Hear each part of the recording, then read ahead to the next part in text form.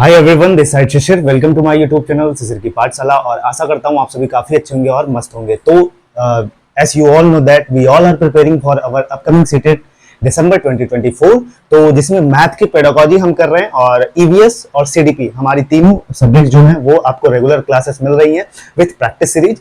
तो मैथ का जो पेडागोजी सेक्शन है उसमें मैं आपके लिए एक डेली टॉपिक एक लेके आ रहा हूं, जहां से क्वेश्चन पॉसिबिलिटी बनती है और जहां से प्रीवियस ईयर में क्वेश्चंस पूछे भी गए हैं और जहां से चांसेस भी हैं।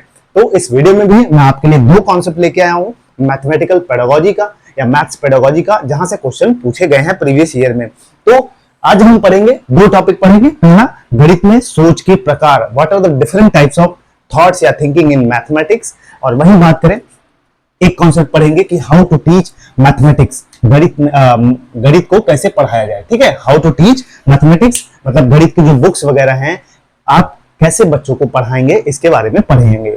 तो चलिए डिटेल में पढ़ते हैं पहले टॉपिक को कि गणित में सोच के प्रकार क्या होते हैं, what are the different kinds of thoughts process in mathematics. तो जैसा कि आप बोर्ड पे देख पा रहे होंगे, तो गणित में सोच के प्रकार की बात करें तो जैसे इसमें ऐसे कौन कौन से कॉन्सेप्ट यूज होते हैं, मतलब आप किस तरह से सोच सकते हैं। जैसे पहली चीज कि एक ऐसे क्वेश्चंस होते हैं इसमें जिसमें डाइवर्जेंट थिंकिंग की जरूरत पड़ती है। जैसे मैंने मैथ्स का कोई क्वेश्चन पूछा तो आप उसमें बहुत तरीके से उस चीज का आंसर दे सकते हो। और कुछ क्वेश्चंस ऐसे होते हैं कि जो बंद अंत वाले प्रश्न होते हैं, मतलब जिनका जो आंसर्स है कोई एक ही होगा, चाहे आप यूनिवर्सल ट्रूथ है वो, चाहे किसी से पूछ लीजिए, चाहे आप भारत में किसी बच्चे से पूछिए या अमेरिका के किसी बच्चे से पूछिए। तो इसी प्रकार से जो गणित में सोच के प्रकार हैं, ये दो प्रकार के होते हैं। कौन कौन से? कन्वर्जेंट, जिसको हम कहते हैं अभिसारी चिंतन, और दूसरा है डाइवर्जेंट, जिसको हम कहते हैं अपसारी। तो अभिसारी और अपसारी आप लोगों ने देखा होगा, क्वेश्चंस पूछे भी जाते हैं, प्रीवियस ईयर में पूछे भी गए हैं। तो चलिए पढ़ते हैं पहले अपसारी चिंतन को। ठीक है, अभिसारी चिंतन को, जिसको हम क्या कहते हैं? Convergent thinking. आप बोर्ड पे देख पा रहे होंगे, इसको क्या कहते हैं? कन्वर्जेंट थिंकिंग, मतलब अभिसारी चिंतन। इसमें कैसे प्रश्न आते हैं भाई? इसमें बंद अंत वाले प्रश्न आते हैं, मतलब क्लोज एंडेड क्वेश्चंस आते हैं। अब इसका क्या मतलब हुआ कि बंद अंत वाले प्रश्न आते हैं, मतलब क्लोज एंडेड क्वेश्चंस इसमें आते हैं। तो इसका मतलब क्या हुआ? इसका मतलब ये हुआ कि ऐसे प्रश्न जिसका मतलब जिसपे बहुत ज्यादा सोचने की जरूरत नहीं है, मतलब इसका कोई ना कोई एक ही आंसर होगा, मतलब आपको कोई बॉक्स होगा उसी में रह के आपको जवाब देना है इसका। जैसे अब एग्जांपल पे, और जिसका उत्तर एक ही हो। ठीक है, क्लोज मतलब क्लोज एंडेड क्वेश्चंस कहने का मतलब हुआ कि जिसका आंसर्स एक ही हो, चाहे मैं आपसे पूछूं चाहे अमेरिका के किसी बच्चे से पूछूं, उसका उत्तर एक ही होगा। ठीक, एक का कहने का मतलब कोई एक होगा। ठीक, जैसे आप एग्जांपल के तौर पर समझिए, 4 + 7 = 11। अगर मैं आपसे पूछूं कि बच्चा ये बताओ कि 4 + 7 कितना होता है? 11 होता है। कितना? 11 होता है। तो किसी से भी आप पूछे कि 4 + 7 क्या होगा, तो वो भी कहेगा 11। किसी और से पूछिए, वो भी यही कहेगा कि 4 + 7 = 11। आप किसी और से पूछिए, वो भी यही कहेगा कि 4 + 7 = 11। तो आई होप सो कि आपको समझ में आ गया होगा कि कन्वर्जन, जिसको हम अभिसारी चिंतन कहते हैं, वो क्या होता है? जिसमें किसी भी क्वेश्चंस का प्रश्न का उत्तर एक ही हो। और उसमें क्या है, इसमें कैसे प्रश्न आते हैं? इसमें क्लोज एंडेड क्वेश्चंस आते हैं, मतलब बंद अंत वाले प्रश्न आते हैं। और जैसे एग्जांपल के तौर पे कहूं तो 4 + 7 कितना होता है? 11। एक एग्जांपल और ले लीजिए, इसमें सबसे छोटी पूर्ण संख्या क्या है? 0। किसी से भी पूछ लीजिए आप, 10, 20, 50 किसी भी बच्चे से पूछ लीजिए कि सबसे छोटी पूर्ण संख्या क्या है, तो वो क्या कहेगा? यही कहेगा कि 0 होगा। ठीक, यहां तक आपको समझ में आ गया होगा कि अभिसारी चिंतन क्या होता है। अब दूसरा है डाइवर्जेंट थिंकिंग। ठीक है, दूसरा क्या है? Divergent thinking. अब डाइवर्जेंट थिंकिंग का क्या मतलब होता है? इसको हम कहते हैं हिंदी में अपसारी।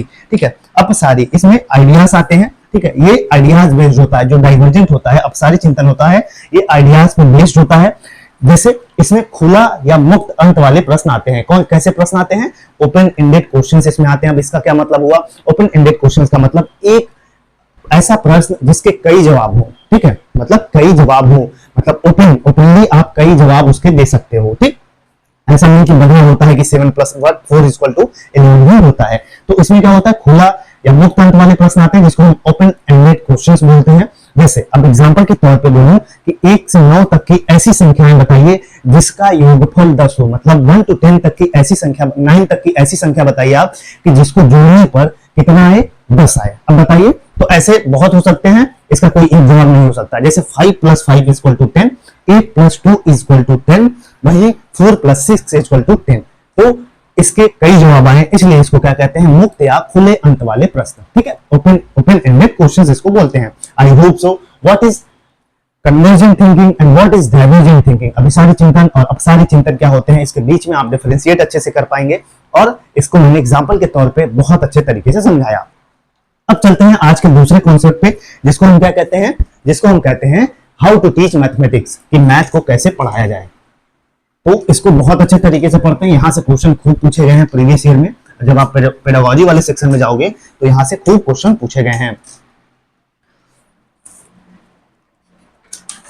तो यहां पे बात करें कि गणित कैसे पढ़ाया जाए, ये आप बोर्ड पे देख पा रहे होंगे, हाउ टू टीच मैथमेटिक्स, मतलब गणित को कैसे पढ़ाया जाए। तो जब इसमें आते हैं आप, तो भाई देखिए, पहली चीज गणित को कैसे पढ़ाया जाए।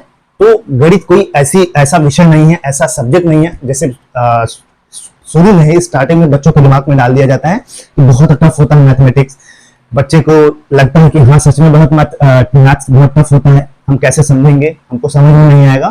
तो इसके लिए आप देखेंगे कि कोई ऐसा नहीं है कि कोई मतलब हर बच्चा मैथ को पढ़ सकता है आसानी से, इजी से हर बच्चा मैथ को पढ़ सकता है। ऐसा नहीं कि आप पैदा होते ही कोई अपने माइंड में ऐसा मतलब ऊपर से भगवान ने आपको गिफ्ट दिया है, कोई गिफ्ट दिया है कि आप मैथमेटिक्स तभी आप पढ़ पाएंगे, ऐसा नहीं है। हर बच्चा पढ़ सकता है, वो चाहे मंद बुद्धि बालक हो, वो चाहे प्रतिभाशील बालक हो, मतलब तेज बच्चा हो या धीरे कोई सीख रहा है, लेकिन मैथ सब पढ़ सकते हैं। और दूसरी चीज, इसके लिए गणित के ज्ञानार्जन के लिए, मतलब गणित को सीखने के लिए किसी ऐसी भाषा की जरूरत नहीं होती है। ठीक है, विशेष लैंग्वेज की जरूरत नहीं होती है, मतलब आसानी से इसको सीखा जाता है। तो इसी में अब समस्या आती है कि भैया बच्चों को मैथ के जो बुक्स हैं वो कैसे पढ़ाया जाए। तो पेडागोजी में ये क्वेश्चन पूछा गया, तो इसका सॉल्यूशन लेके आती है पामेला लीबैक। कौन लेके आता है? पामेला लीबैक थ्योरी, जिसको हम कहते हैं एल्पस थ्योरी। आप देखेंगे इसको, पामेला लीबैक थ्योरी, जिसको हम कहते हैं एल्पस थ्योरी। आपने ELPS पढ़ा होगा, जिसको हम कहते हैं एल्पस थ्योरी। तो आइए इसको समझाते हैं। तो E for experience with physical object. क्या? पहले सुन लीजिए, एक्सपीरियंस विथ फिजिकल ऑब्जेक्ट मतलब साकार वस्तु के साथ अनुभव। L for language that describe that experience मतलब भाषाई अनुभव। और तीसरा क्या है? P for picture that represent that experience चित्रात्मक अनुभव। और S for symbol that generate that experience, इसका मतलब प्रतीकात्मक अनुभव। तो जब आप कोई भी NCERT क्लास 1 to 5 की देखेंगे उठा के, तो उसमें आपको बहुत अच्छे तरीके से दिखेगा। क्या दिखेगा? उसमें चित्रों का उपयोग खूब दिखेगा आपको। उसमें चिन्ह बहुत, मतलब जो चिन्ह है साइंस वगैरह है वो बहुत यूज होते हैं। उसमें आप फिजिकल ऑब्जेक्ट वगैरह देखेंगे बहुत यूज होते हैं। और उसमें आपको ऐसे पिक्चर्स यूज होते हैं, ऐसे सिंबल्स यूज होते हैं, ऐसी भाषा यूज होती है जो बच्चों को बहुत आसानी से समझ में आनी चाहिए। तो आइए पहले को पढ़ते हैं, पहला कॉन्सेप्ट कि एक्सपीरियंस विथ फिजिकल ऑब्जेक्ट कहने का क्या मतलब हुआ। मतलब E for experience with physical object मतलब साकार वस्तु के साथ अनुभव। बच्चों को अगर आप गणित पढ़ा रहे हैं तो पहले कोई साकार वस्तु, अब साकार वस्तु का क्या मतलब हुआ कि जैसे बच्चे को गोला या सर्कल दिखाना है, तो आपने बच्चे को रोटी दिखाया, बच्चे को रोटी बताया कि बच्चा देखो ये रोटी होता है। तो बच्चा क्या, बच्चे से आपने साकार वस्तु के साथ अनुभव करा दिया कि गोल रोटी होती है, तो बच्चा एक्सपीरियंस कर लेगा कि सर्कल जब भी जहां भी आएगा तो बच्चा रोटी से कॉन्सेप्ट को समझ लेगा कि गोल, हाँ रोटी गोल होती है। कोई भी ऐसी गोल चीजें दिखा दीजिए तो बच्चा सर्कल बच्चे के माइंड में आ जाएगा। बच्चे को ये नहीं पता है कि सर्कल क्या होता है, बच्चा ऐसे एक्सपीरियंस कर लेगा कि जब आप रोटी को दिखाओगे तो बच्चा सर्कल को एक्सपीरियंस कर लेगा। तो इसी को हम कहते हैं कि एक्सपीरियंस विथ फिजिकल ऑब्जेक्ट। जैसे आपने ये पहली चीज एल्पस की थ्योरी को आपने रोटी दिखाया, ठीक है, इसको ब्रेड है, तो बच्चा इससे क्या समझेगा, बच्चा इसे समझ जाएगा कि ये सर्कल, ऐसे जो गोल वाली चीजें हो इसको हम सर्कल कहते हैं। बच्चे को जबकि ये नहीं पता होता कि सर्कल क्या होता है। अब आगे चलते हैं। L for language that describe that experience, इसका मतलब भाषाई अनुभव। अब भाषाई अनुभव का क्या मतलब हुआ? भाषाई अनुभव का मतलब ये हुआ कि जैसे आपने बच्चे को मतलब कोई एग्जांपल दिया, मतलब ग्लोब बता दिया, ठीक है, ग्लोब बता दिया बच्चे को कि बच्चे को जो भाषा है, अब इसको समझाने के लिए, ठीक है, बच्चे को समझाने के लिए आपने क्या किया कि इसको हाफ कर दिया, ठीक है, क्या कर दिया? L मतलब लैंग्वेज, इसको हाफ कर दिया, ठीक है, इसको आपने क्या कर दिया? हाफ।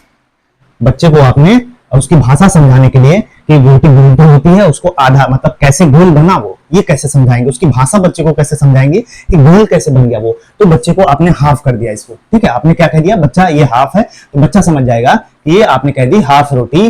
जैसे मैंने एग्जाम्पल के तौर पर समझिए कि मैंने एक रोटी ली और उसमें से हाफ रोटी मैंने अपने भाई को दे दी, तो उसका मतलब क्या हुआ कि वो हाफ बच्चा ये समझ जाएगा कि हाँ सर्कल दो टुकड़ों में बना हुआ है, ठीक है। तो ये बच्चे को भाषा समझ में आनी चाहिए, बच्चे को सर्कल का लैंग्वेज समझ में आना चाहिए। जब भी आप कोई नया कॉन्सेप्ट बता रहे हो, सर्कल का बता रहे हो, तो उसको बच्चे को वो लैंग्वेज समझ में आनी चाहिए। तो वो हाफ कर दिया हमने, तो बच्चा समझ गया। तो इसको क्या कहते हैं, भाषाई अनुभव, मतलब language that describe that experience. बच्चे को भाषा के रूप में, मतलब कोई भी कॉन्सेप्ट है, बच्चे को वो उसकी भाषा समझ में आनी चाहिए, ठीक।